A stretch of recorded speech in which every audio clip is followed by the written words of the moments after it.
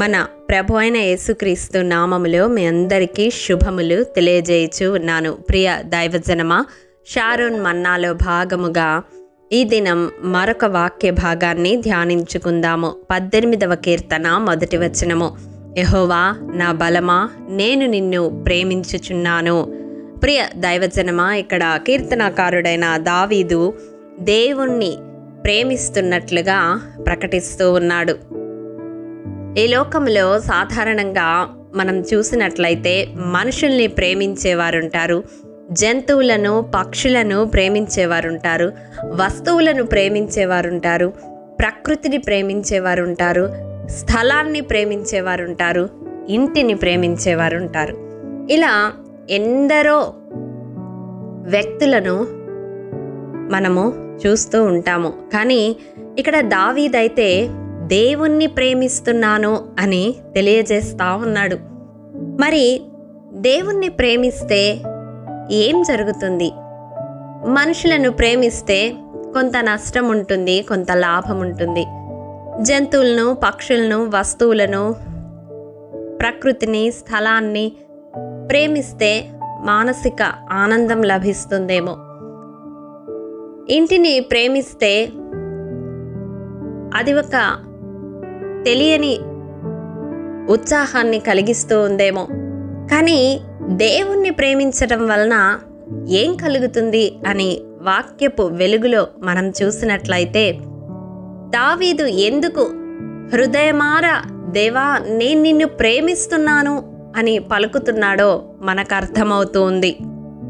మొదటగా మనం చూసినట్లయితే 91వ కీర్తన 14వ వచనం ప్రకారం మనకు కలిగే ఆపదలన్నిటి నుండి దేవుడు మనలను తప్పిస్తాడు. అతడు నన్ను ప్రేమించుచున్నాడు గనుక నేను అతన్ని తప్పించదనని వాగ్దానం చేస్తూ ఉన్నాడు.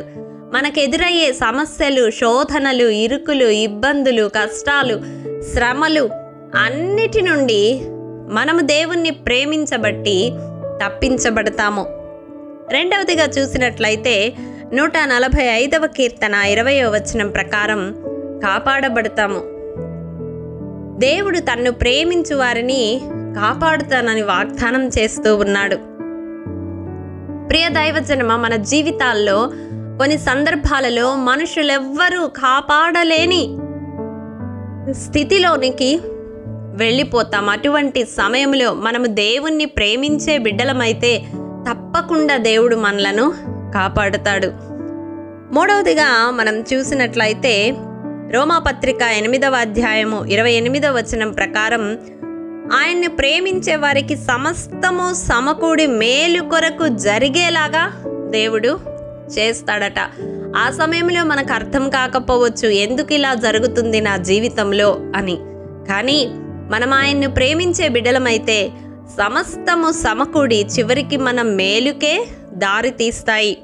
నాలుగవదిగా మనం చూసినట్లయితే కొరింథీయులకు రాసిన మొదటి పత్రిక 2వ అధ్యాయము 9వ వచనం ప్రకారం తను ప్రేమించు వారి కొరకు కంటికి కనపడని, చెవికి వినపడని, హృదయానికి గోచరము కానివి దేవుడు సిద్ధపరిచేవాడుగా ఉన్నాడు. ఐదవదిగా మనం చూసినట్లయితే సామెతల గ్రంథము 8వ అధ్యాయము 21వ వచనం ప్రకారం ఆస్తికర్తలుగా చేస్తాడు. ప్రియ దైవజనమ, ఆస్తికర్తలు అంటే సంపన్నులుగా చేయడం కాదు, కానీ మనకున్న దానిలో తృప్తిగా, సంతోష సమాధానాలతో జీవించేలాగా దేవుడు సహాయం చేస్తాడు. ఆయన కుడి చేతిలో నిత్య సుఖములున్నాయి, ఆయన సన్నిధిలో నిత్య సంతోషం ఉంది, ఆయన వెంబడించే వారి తల మీద నిత్య ఆనందము ఉంచుతానని దేవుడు వాగ్దానం చేస్తూ ఉన్నాడు. ఇవన్నీ మన జీవితంలో కలిగి ఉండడమే నిజమైన ఆస్తిని కలిగి ఉండడం. కోట్ల ఆస్తి ఉన్నా కడుపుకు పట్టెడు అన్నం తినలేని వారు ఉన్నారు. కోట్లకు పడగలెత్తినా అనుభవించలేక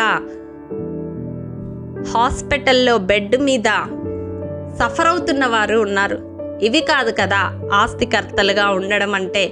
మనకున్న దానిలో మనము సంతోషంగా, సుఖముగా, నెమ్మదిగా జీవించడమే నిజమైన ఆస్తికర్తలుగా ఉండడం. తన్ను ప్రేమించే వారికి దేవుడు అట్టి కృపను అనుగ్రహిస్తాను అంటూ ఉన్నాడు.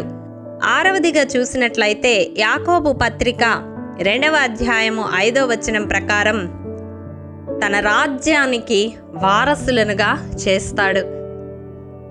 7వదిగా చూసినట్లయితే యాకోబు రాసిన పత్రిక 1వ అధ్యాయము 12వ వచనం ప్రకారం తాను వాగ్దానము చేసిన జీవ కిరీటాన్ని ఇస్తాడు.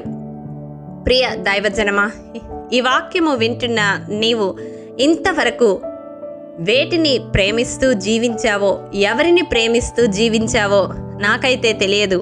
దానివలన నీకేమి లాభము కలుగుతుందో కూడా నీ మనస్సాక్షికే తెలుసు. కానీ దేవుణ్ణి ప్రేమిస్తే ఏమి కలుగుతూ ఉందో, ఏమి పొందుకుంటామో ఈ దినం దేవుడు మనకు బయలుపరిచి ఉన్నాడు. ఈ వాక్యము వింటున్న మనతోనే, మన హృదయాలతోనే దేవుడు సూటిగా మాట్లాడుతూ ఉన్నాడు. మరి మనము దేవుణ్ణి ప్రేమించేవారుగా ఉన్నామా? ఉంటే ఈ దీవెనలన్నీ మనము పొందుకుంటాము. కాబట్టి ఒకసారి మన ఆత్మీయ జీవితాన్ని పరిశీలించుకొని ఎవరిని ప్రేమిస్తూ ఉన్నాము? ఒకవేళ దేవుని కంటే అధికముగా ఎవరినైనా దేనినైనా ప్రేమిస్తూ ఉంటే మన జీవిత విధానాన్ని మార్చుకొని దేవుణ్ణి ప్రేమించి ఈ దీవెనలన్నీ పొందుకుందాము. అతి కృప దేవాది దేవుడు మనందరికీ అనుగ్రహించునుగాక. ఆమేన్. ప్రేమ నమ్మకము కలిగిన మా ప్రియ పరలోకపు తండ్రి, నీ పరిశుద్ధ పాదములకు వందనములు దేవా. విత్తబడిన వాక్యమును ప్రతి హృదయంలో నూరంతలుగా ఫలింపచేయండి. నిన్ను ప్రేమించేవారిగా మా జీవితాల్లో మేముండునట్లు మీ ఆత్మ నడిపింపును దయచేయమని యేసు అతి పరిశుద్ధ నామం పేరట అడిగి పొందుకొని ఉన్నాము తండ్రి. ఆమేన్. ప్రియ దైవజనమా, అనుదినము షారోన్ మన్నా ద్వారా అడగబడుచున్న నెంబర్ ఇన్ బైబిల్ క్విజ్ ప్రశ్నలకు సమాధానములు ప్రతి నెల మొదటి వారము కామెంట్ బాక్స్లో పోస్ట్ చేయబడతాయి. కాబట్టి గమనించి మీకు తెలియని ప్రశ్నలకు సమాధానములు తెలుసుకొనగలరని ప్రభు పేరట మనవి చేయుచూ ఉన్నాము. ప్రియ దైవజనమా, ఈ దినం నెంబర్ ఇన్ బైబిల్ క్విజ్ ప్రశ్న: ఇశ్రాయేలీలు బస చేసిన 70 ఈత చెట్లు గల ప్రాంతం ఏమిటి? మీ సమాధానం మాకు తెలియజేస్తారు కదూ.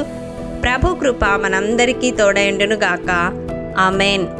ప్రియ దైవజనమా, ఈ దినము జన్మదినము, వివాహ దినము జరుపుకుంటున్న వారికి షారోన్ గ్రూప్ తరపున హృదయపూర్వక శుభాకాంక్షలు తెలియజేయుచూ ఉన్నాము.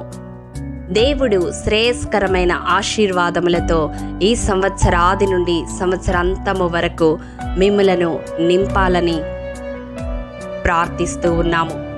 ఆమేన్.